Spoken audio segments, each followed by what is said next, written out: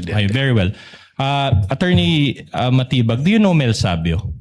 Opo. All right.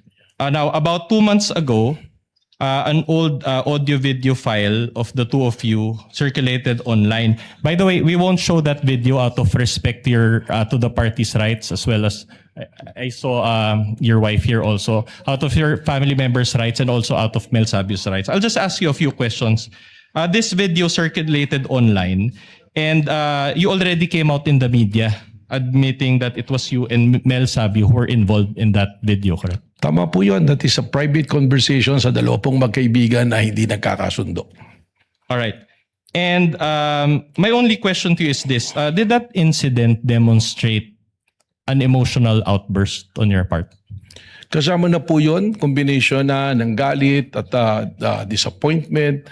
At ako naman po inamin ko na yan ay isang pagkakamali na akin pong tinanggap na rin at pinagsisihan. All right. Could you recall what you said in that video?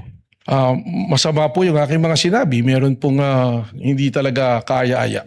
Can you recall, just to give an idea of those who were not able to watch? I cannot exactly recall because that was a really long time ago.